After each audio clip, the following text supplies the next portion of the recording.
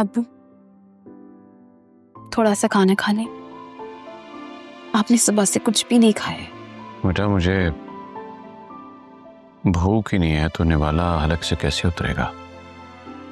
ऐसी बातें मत कहें अब्बू, हम सब आप ही के तो सहारे हैं। अगर आप ऐसा कहेंगे तो हम सब तो बिखर जाएंगे।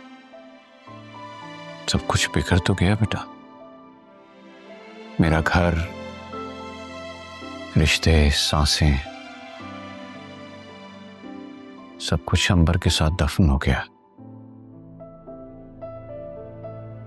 वो तो सुकून भी अपने साथ ले गई है। अम्मी चाहती थी कि हम सब मजबूत रहें, सब जुड़ के रहें, तो हमेशा हम एक साथ देखना चाहती थी। मैं थक गया हूं बेटा, बस अल्लाह से सुकून मांगता हूं लेकिन मिल नहीं रहा।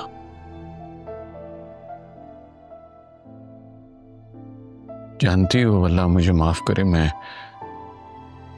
अपनी हर दुआ में ये कहता हूं कि अल्लाह पाक मुझे मेरी अंबर के पास बुला ले।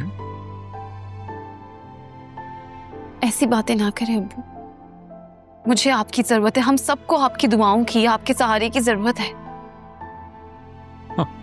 क्या बात करती हो बेटा? भला एक टूटा हुआ बिखरा हुआ इंसान किसी का सहारा कैसे बन सकता है? मैं तो खुद बिखर के रह गया हूं। मेरा आर्यान कैद में है, शावीर दर दर की ठोकरें खा रहा है और अलमीर मुझसे दूर होता जा रहा है। तो यही तो वक्त है, बाप का साया इन सबको जोड़ सकता है।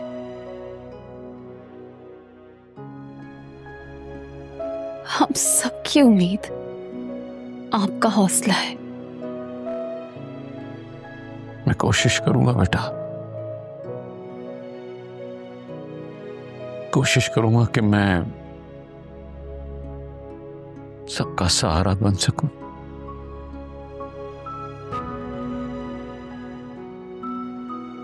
लेकिन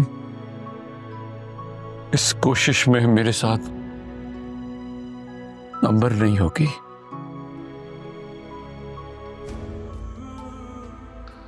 जब तक हम साथ हैं, जुड़े हुए, कोई भी अकेला महसूस नहीं कर सकता। वो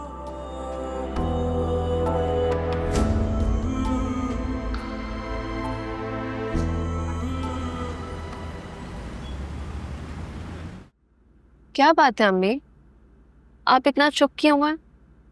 कोई परेशानी है क्या?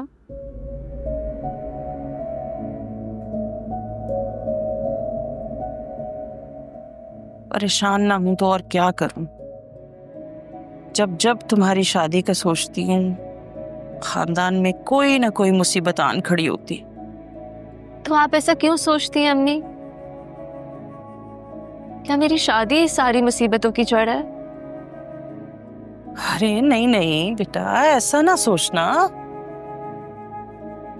तुम तो मेरी दुआ हो, मेरी खुशी हो तुम। बस वक्त ही ऐसा आ गया है कि हर चीज रुक सी गई है। अम्मी, जो वक्त मेरे नसीब में होगा वो आकर रहेगा, आप फिक्र क्यों करती हैं? और जब मेरी शादी होनी होगी ना, तब होकर रहेगी। आप बस इसी तरह मुझे दुआ देती रहे और मजबूत रहे। तुम ही तो मेरा हौसला हो। क्या करूं, कभी कभी दिल थक सा जाता है मेरा, और तुम्हारी यही बातें मेरा दिल थाम लेती हैं। अम्मी, जब आपका दिल थक जाए ना, तो मैं आपका सहारा बन जाऊं। आप इस तरह क्यों सोचती हैं? और मैं हूं ना आपके साथ, और हमेशा रहूंगी। अच्छा, मैं ईमान आपी को कॉल करूं, उनकी खैरियत मालूम करूं? नहीं बेटा, ईमान से थोड़ी देर पहले मेरी बात हुई थी आर्यान बेटे की अब तक रिहाई नहीं हुई और शावीर उसको वापस लाने की कोशिशों में लगा हुआ है।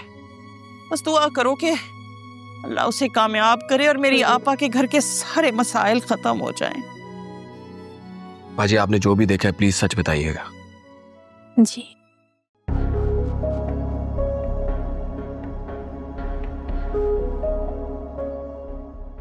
अलमीर, मैंने तुम्हें यहां खुद बुलाया है। कुछ सच्चाइयां सुनने में बहुत तकलीफ देती है, लेकिन उनका सुनना बहुत जरूरी होता है। फबिया भाभी ने बाजी को काम से निकाल दिया था। जानते हो क्यों? क्योंकि इन्होंने सच कहा था, वो सच जो तुमने सुनने से इनकार कर दिया था। मेरी तुमसे रिक्वेस्ट है, प्लीज एक बार इनकी बात सुन लो।